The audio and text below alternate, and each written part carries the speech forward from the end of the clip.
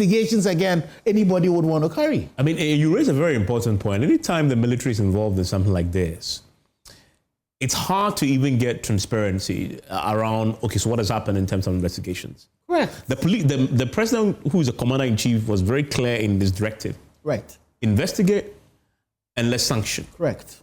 But who is going to tell us whether they are investigating? Okay, so I can confirm something, though.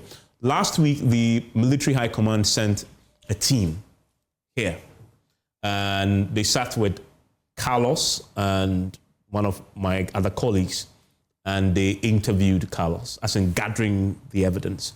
So that I can confirm. Correct. That investigations have happened. I only know because I work here.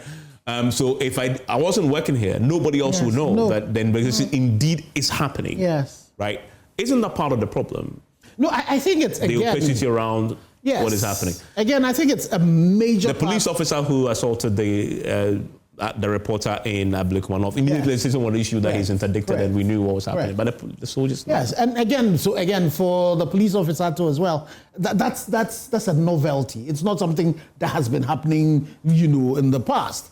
You had the situation where the police high command tells us that the CCTV footage when Latif was assaulted cannot be found. It's mind-boggling. And how many police people have we not seen go through this route? But when it comes to the military, unfortunately, the situation has been very dark, very, opaque, and you don't get to hear it. And I don't know, I'm sure it's all about, rallying the men and all, but it's important for the military to see that when you have situations like this happen, and you have people who, go out and sin openly, the question you even be asking is that who would send military people to go into the space they had gone into? Yeah, I mean, supervising a demolition exercise. Correct. Where there's been... Another fundamental question has still not been asked. Definitely. Answered, actually. Who's done that?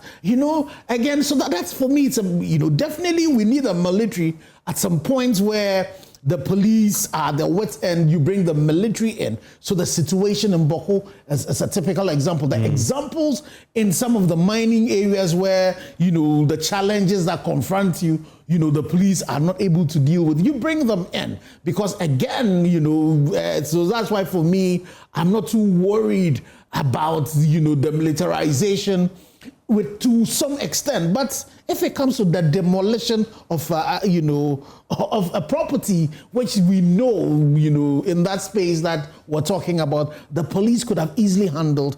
Why is it that the military were there? But even if they're there and these things have happened, it is important for the police, the military high command, to realize the fact that where we are currently, it's not like in the past where you will not get footage.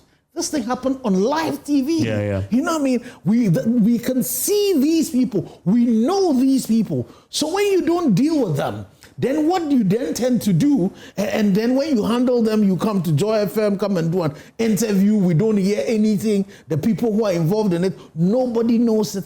It just emboldens the rest of them to continue to do this.